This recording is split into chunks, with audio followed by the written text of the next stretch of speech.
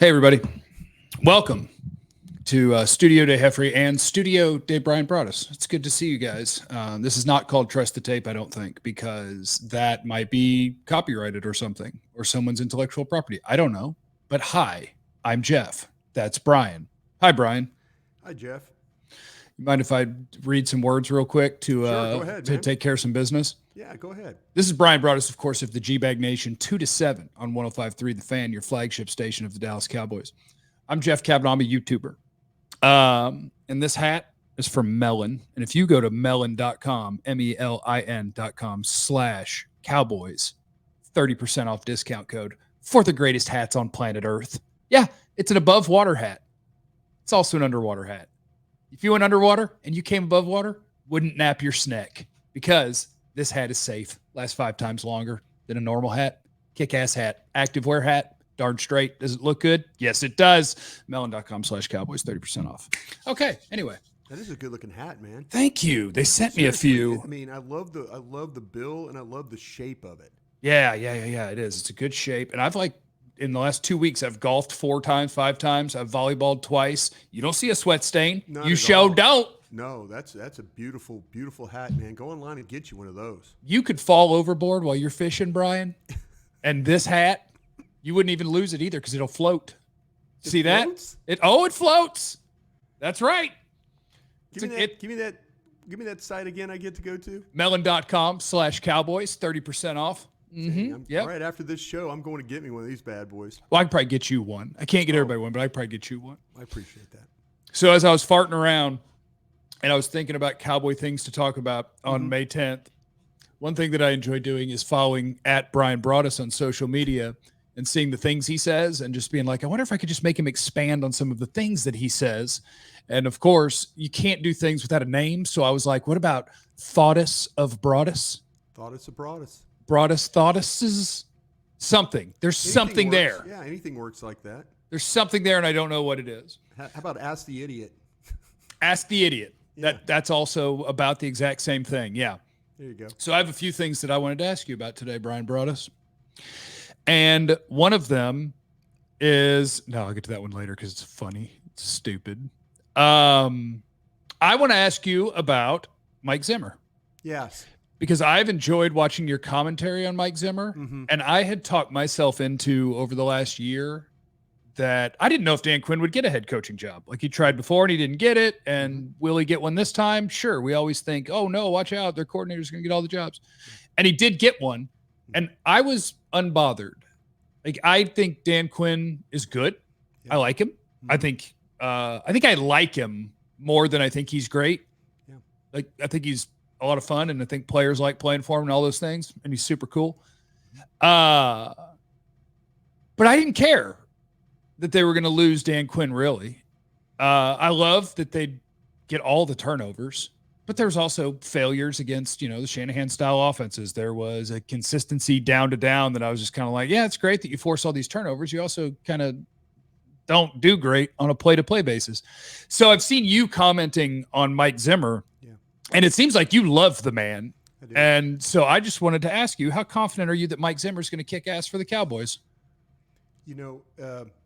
I'm very confident. I've been with Mike early in his career. After they had their Super Bowl run, Mike was a defensive assistant and then got the coordinator's job with Dave Campo.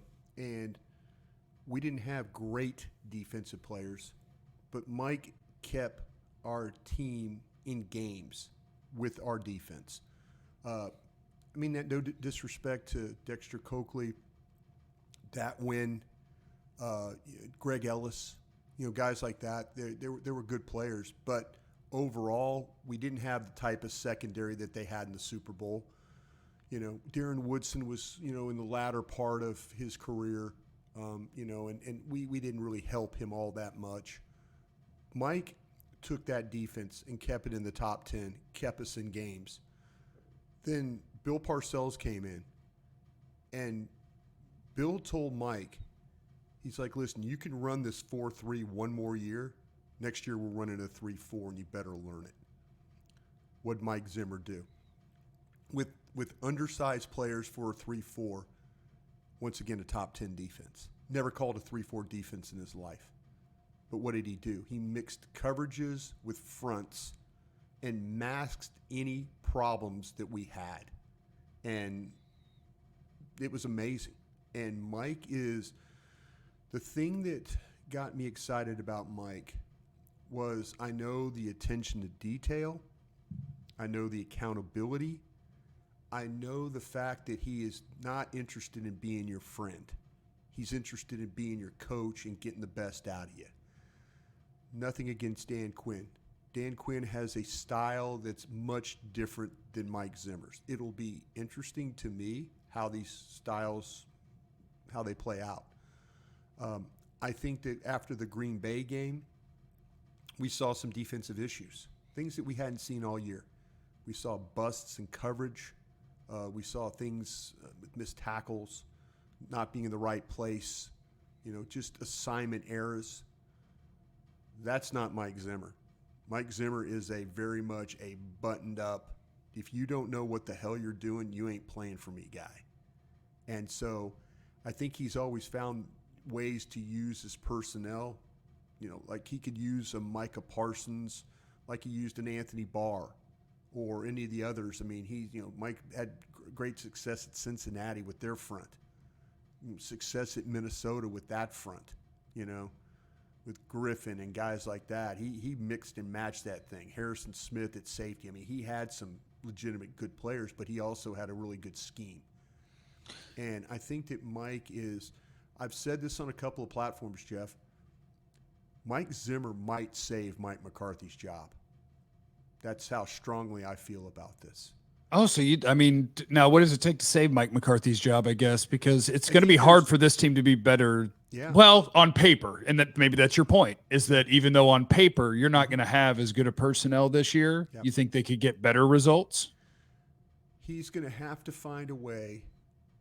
To me, it's not about the season anymore. It's he's proven he can win the division. He's proven he can win 12 games.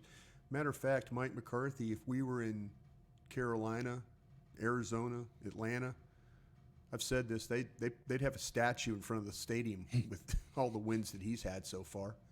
He can't get that respect here because now it is really about the playoffs. It's about advancing. I don't know. Last year, Jeff, correct me if I'm wrong, which I am quite a bit. You're wrong. Yeah. The thing that last year was set up perfectly for them to be, you're the second seed, you have to win 2 home games, and you've been playing great at home. Mm-hmm. And you get bounced by the 8th seed. Yeah, or it the farted 7th and fell seed, down. whatever that is now. 7, 7, 8. Was it 8 now? 7, right? You 7. won. I think it's one 7. gets You got one gets 3, to buy. yeah. 2 versus 7. Yeah, I think it's 7. There we go. Yeah. But anyway, you get bounced in a really poor fashion. And I think that was one of those shots that maybe he couldn't survive. But I think that I think Mike Zimmer, I think he'll get this defense. You start to get some guys back with Diggs. We'll see with Overshone. You drafted some kids that could probably help you. So we'll see. But I'm encouraged. This is me. I don't want Mike McCarthy to get fired now because I don't want Mike Zimmer to get fired. That's how much I think of Mike Zimmer. Oh, you got you a guy now. Oh, you got him me a a guy. guy. Got you a guy. I legitimately have me a guy that I care about, that I know that, and I try and remove myself from this, but I worked with Mike, and I just know what he can do and what he can bring. Okay, so I wonder this. If you are would you say that Mike Zimmer is a friend of yours? Yeah, I would. Or close to it? I know, and it's a fair question because I know people out there like, well, damn, Broaddus, you're close to the guy.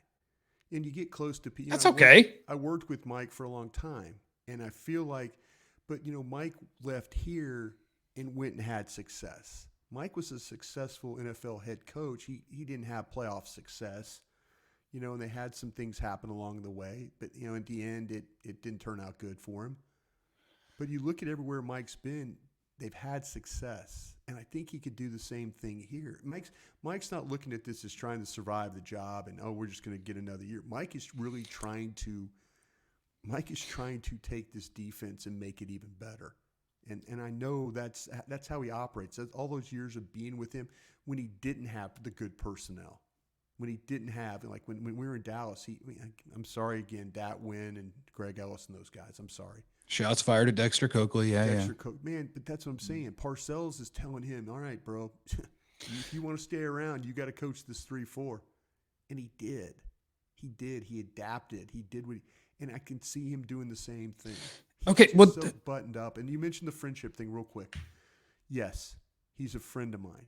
And I think the absolute world of him, and I would do anything for him. But, man, I want him to have success. So the reason I ask about the friend thing wasn't like as any sort of negative where it's like, oh, you're being biased. Me, but go ahead. That's all no, right. no. Look, when I slam you, Bryan, I'll feel it. You'll know. Oh, no. Okay. Hey, I got you one of these really nice hats, but I'm not going to give it to you. Yeah. Hey, Bryan, good news. I got you one of those above water, underwater floating hats, but you can't have it. No. The reason I ask it is because if I had like a personal relationship or friendship with anybody involved towards the top of the Cowboys organization, sure, I think part of me would be mad right now with like the way that they've done this offseason, with the fact that they haven't done, it's dead man walking for McCarthy. It's a 1-year contract for DC. It's the quarterback in the last year of his deal. And the way to improve the team would be to extend and commit to him or extend the receiver or restructure this contract. And they haven't done any of it. Sure. And if I had a friend in that situation, like I would be worried for the guy. I'd be like, man, that sucks, because could they all perform to a level where it's like, hey, you can't fire us because look what we just did. Sure. Then that possibility exists, but it's kind of a setup. Like for the first offseason, you haven't tried to improve this thing by doing all the things you can. And I'm on a 1-year deal. And I would just look at that and I'd be telling my friend, like, dude, good luck, bro. That sucks. Yeah. But I guess that's, and who cares, right? It's a meritocracy. It's sports. Have some pressure, boys. Yeah. The thing that I think that I know, the 14 years working for Jerry Jones, he can make you feel uncomfortable. He really can. When you're walking around that organization not knowing what tomorrow is going to bring. But I think that's the line of work you accept. Scouts were on 2-year contracts, and if you're not good enough, they'll move on from you. I'm proof of that. I cross people, and the next thing you know, I'm out the door. But there's, like I say, Mike took it as a challenge. It wasn't like Mike was going somewhere where they were just talent poor on defense. You've got some legitimate players. You got one of the best pass rushers in the NFL playing edge. Mike's thinking like, all right, how do I get this guy more involved? He's got a couple of young corners that are big time players. So he's thinking, okay, I can play some sticky man coverage here and I can make some problems for some people. Mike looks at it as a challenge. He doesn't look at it as like, I'm just taking this job to get a extra, $1 million out of it and then go to retirement fund. Now he's looking at it as like, okay, here's the chance. Much like what Dan Quinn did. Dan Quinn really resuscitated his career. If you think about it, Dan Quinn, we all remember Dan Quinn at losing a 28-3 lead in the Super Bowl. That's what we remember. I've talked to my buddies in Atlanta, and they're like, damn, if we win that game, we're all still here. We're all got 5-year contract extensions, and we're still working. And Matt Ryan doesn't have to campaign for the Hall of Fame. He's going. Yeah. So Mike looks at it as a challenge, and Mike's not a poor me guy. Mike's not, poor me. No, slap a dip in and get to work, bro. That's exactly what Mike is. He's a slap a dip in and go to work guy. And I've always loved him for that. Now, there's times with personnel. The thing that's great about Mike working with personnel, though, Mike is very much you bring me guys, I'll coach them. He'll give you an idea about sticky corners, interchangeable safeties, how his linebackers, if they're not tall and big, then you better be smart and instinctual. Dat Wynn, Dexter Coakley, he learned that playing with those guys. Yeah. And so, that's kind of where he's got these standards that he plays with, but he's very much you would appreciate him of just bring me guys. Yeah, I'm not gonna sit there. If you think this guy could play for me, if he fits my stickiness, my instinctual stuff, my interchangeable, I'll coach this guy as hard as I can coach him and get something out of him.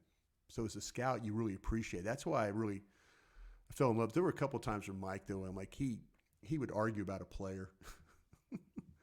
And one day he's arguing about this fighting for a guy. Next day he comes back, he doesn't fight for the guy. I said, you're effing killing us right now, man. So he just wanted to fight. Yeah. I go, no, I didn't. I go, you're killing us. I go, you're fighting for this guy one day, and the next day you're not fighting for him. And he's, something. I go back and I watch. I'm like, BS. You got on the phone with one of your buddies, and you guys started talking about how bad this guy was. And he goes, "Oh, that's not true." And I go, I just sounds like Jerry. Yeah, Mike and I would go at it, but in a respectful way. I just just stay out of the room then if you're going to do that. Just stay out of there. We'll figure it out. And I think that's where he kind of developed his. Just bring me whoever you want to coach. I'll coach them all. Just bring them to me. So speaking of those guys, there's a couple of different things. Like we say the words 3-4, but like how many NFL teams are really letting you play 7 guys in the box? It doesn't even happen all that often. So are they really a 3-4? No, everyone's playing a 4-2 or whatever you want to call it. Sure. But there's a guy I want to ask about before we talk about the linebackers, and that's Mazi Smith, because last year to me, underachieving, disappointing. Ooh. No Jonathan Hankins here now, and everything that we hear is like Zimmer wants him bigger. We're going to stop the run. This is what matters.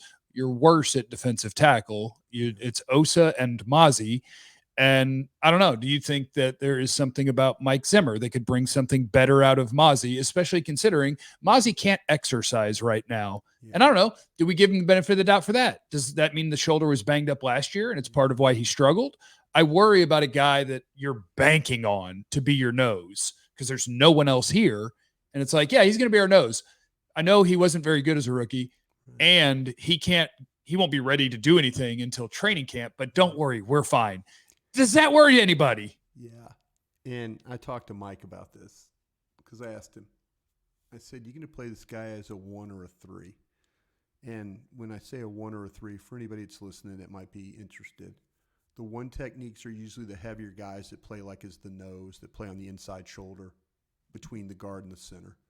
I'll draw it for him. The ones that play outside shoulder.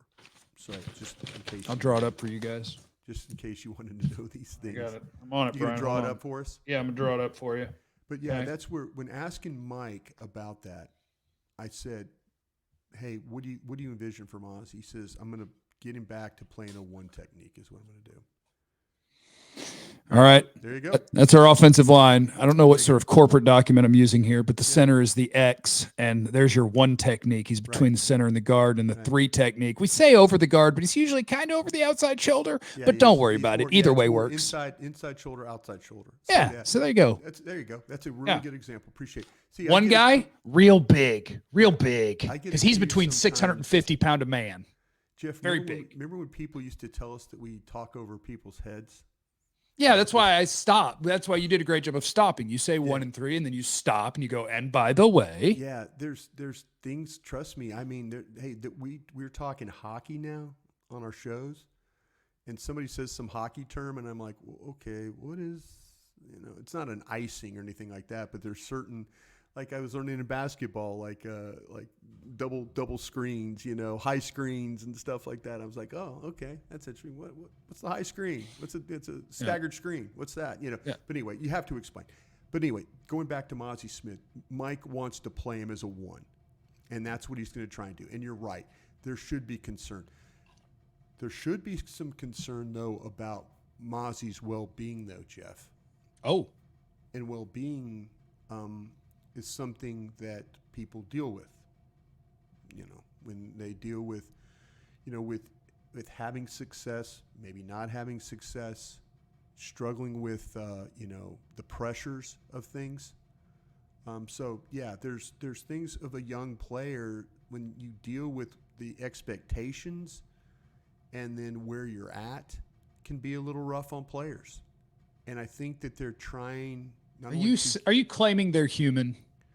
I'm claiming they're very human. How dare you? I'm claiming the things that you advocate Yeah. are prevalent not only in our everyday walk of life, but professional athletes' walks of life too. Which is amazing that you just don't think about it when you're talking about sports, right? Yeah. It's just that those are our These guys are that tough entertain guys, us. Tough Yeah, guys yeah, and yeah. gals, they fight through and And even as somebody who preaches it all the time, I'd never once stopped to think about how Mazi Smith has dealt with his rookie season. Never once. I was just like, oh, disappointing football player. Yeah. And then it took you just saying that where I'm like, oh, wait, crap. Yeah.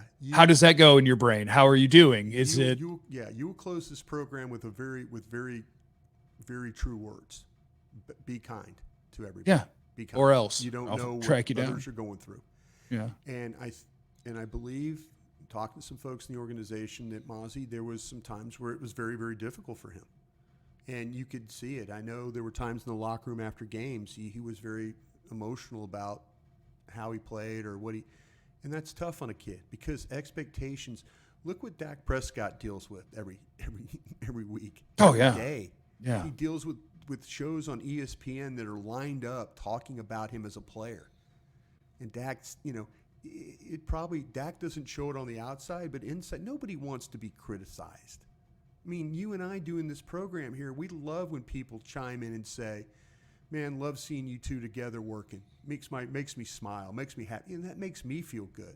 And I'm sure there's other people out there like, Broaddus, you're a hack, and Jeff is having to carry a hack, and you've always been a hack, and nobody wants to see that. Mostly the other way. Yeah, mostly the other way. But no, I understand what you're saying. No, seriously, that's where nobody wants to be criticized, and Mazi dealt with a lot of that last year, a lot, and I think they got to not only get him physically right, they've got to get him emotionally right and mentally right, and that's the challenge now for Mazi Smith going forward, and Mike Zimmer and others over at that staff. You just brought up a new question to my head just now. Because it's two different things that I don't think are necessarily opposed, but to some people you might think they are. Mike Zimmer's a hard ass. Mike Zimmer's tough. Mike Zimmer's Mike Zimmer wants what he wants and he's going to get it and he don't got time for you, buddy. Yeah. If he has a player that's a young player that you're counting on, like does Mike Zimmer coaching's hard because you say you're a hard ass, but coaches also, if they're worth a crap, can find the way to communicate and connect with different people. Like, can Mike Zimmer do that? Or is he just, you suck, stop sucking? And now if you have a player who is struggling with that already, and now coach is being mean to me, is going to just be like, that's not going to end well. Can Mike Zimmer be nice, Bryan? Yeah. Can he do what a guy needs? Yeah. This is where Al Harris is going to come in. Okay, so no. This is where Eric Kendricks is going to come in. Kendricks, the one thing of being a veteran guy who's played for Zimmer. Greg Ellis is another example. Greg Ellis played for Mike. Greg could be a very good, put an arm around a guy and walk him away and say, listen, this guy yelled at me every single day. And he cares. He wants you to be better. He wants you to play the scheme the right way. He wants to see you have success. His success is predicated on your success. So to me, they've got some people in place to handle this. They really do. Not Mike. But not Mike. Okay. Mike loves superstar players. Mike and Deion Sanders were really close. But Mike knew that Deion Sanders was one of the greatest cornerbacks ever to walk this earth. And so Mike understood that part. It'll be interesting to see how Mike handles Micah Parsons, because and it'll be interesting to see how Micah Parsons handles Mike Zimmer, Yeah. Mike's not for everybody. But when Mike, when the old a few good men, you need me on that wall. Yeah, you need Mike on that wall. Is what you need. Let's see. Other things I wanted to get to before we get out. Jalen Tolbert and Zay Jones. Unless I've missed something this morning, Zay Jones visited the Cowboys, cut by Jack, wide receiver. About him. What's that? I got some reports about him. I talked to some people one of the things about being old and crusty is you get to, when you work in the league, you got people that'll tell you about these players. Oh, you got a gang of 7 for us? Got a gang of 7 for you here. Actually got friends in Jacksonville too. So What did they say, that he's lovely? They really do. They say that. Well, they damn sure went out of their way to get rid of him. I mean, know, you drafted a guy in the first strange. round, you signed Gabe Davis, and then you cut him. It's strange, but the guys that I talked to that are kind of like, this is what they were saying, because they had Calvin Ridley last year, and Calvin Ridley was kind of struggling with Doug's offense and things like that, and wasn't really. Zay Jones is over here, bro. Here's your route, bro. He's one of those guys. I needed those when I played football. Yeah. I didn't take the time to learn things. I was just like, tell me where to go. Yeah, football intelligence not very good. Well, work ethic mostly. You are a well-read guy, but your football intelligence was not good. Yeah, if you needed to get the ring to Mordor, I can do that. There But you if you want me to know which way to go, you need to write that down on a piece of paper and explain it to me how you just did. Oh, you got all the books, Tolkien stuff here. Tolkien. I watch those videos. But the things that about with Zay Jones is, great teammate, helpful guy, better when he was on the field with Ridley, helping Ridley. He doesn't run well. The knee and ankle injuries robbed him of some opportunities. His health wasn't great. Now gang at 7, I had 2 different teams. One team said he's a better route runner than Gallup.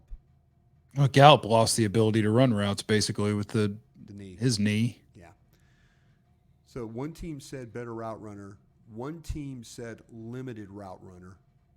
But both teams said catch point's good and the ability to go get the ball is good. Hands are good. I mean, both teams said that. But these 2 teams split on him as a route runner. Now, as you mentioned with Gallup, and we didn't see Gallup run a lot of routes.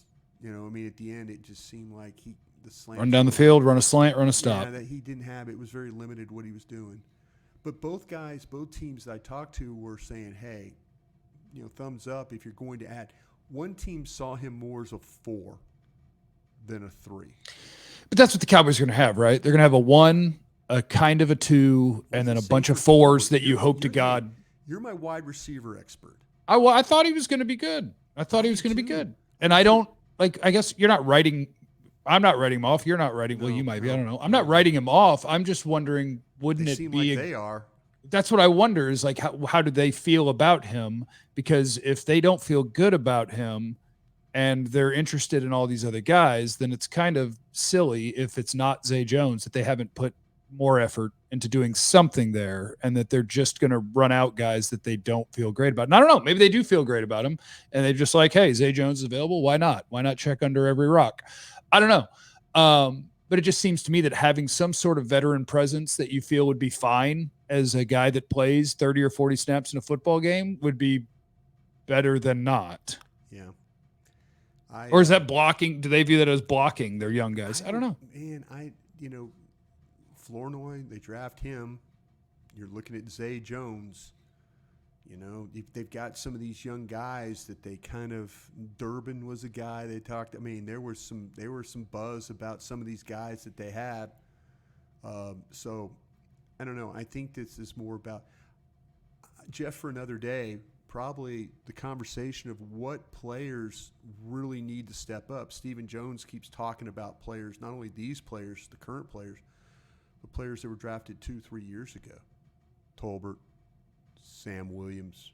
There's some guys that they absolutely have to play better. And Sam Williams was a 2nd-round pick. And Tolbert was a 3rd-round pick. Mike Zimmer might be. My theory is Mike Zimmer will be good for Sam Williams. God, I hope so. If you're a dude who has ability, but you just commit all the penalties, you probably need a hard ass that's just not going to take it. If you're going to commit the penalties, you won't play. The end. Yeah. See, that's the thing about with Sam. You don't know what you're going to get. Are you going to get a guy that's going to have? I know what I'm going to get. I'm going to get a tackle for a loss and then a sack, and then he's going to rough the punter, and then he's going to hit the quarterback late, and then there's going to be a defensive hold. Then he's going to force a fumble. Yeah. Then he's going to rough the punter again. It's kind of looking remember David Irving? Remember David Yes. Irving would play 12 plays, and he'd have 4 tackles, 2 sacks, a cause fumble. And yeah. 4 penalties, and he was late to the game. Yeah. Line up off sides. Yeah. Yeah. And then after the game, went live on Instagram, token up, and told the NFL to shut up. He you know what? He ended up winning that one, didn't he? Okay, kind of. I mean, he didn't get a bunch of. He got let go, but at the end of the day, they kind of like turned away. Fine. They agreed with him, but he sure could have made a lot more money. Boy, if David Irving cared and wanted to be great at football, that dude would have made $100 million. Jeff, there's going to be a day where I'm doing a crawfish boil out at the lake, and we're all standing around, and someone's going to go, "Hey, Broaddus, who's the best player you ever saw that just completely flamed out?" And my 75-year-old brain is going to go, David Irving. Yep. By far. Mm-hmm. He was, man. That cat, the length, the size, the quickness, the athletic ability. Holy jeez. We talk about that guy, and this is a high comparison. We talk about that guy at Kansas City, Jones, the way he plays. Yeah. David Irving he had some of those traits. He really did. Yeah. Now you can buy, I don't know if he's still selling them, but you could buy some weed rolling papers. I think he was marketing some of those. He had some things going in that regard. We're all trying to push something, right? That's right.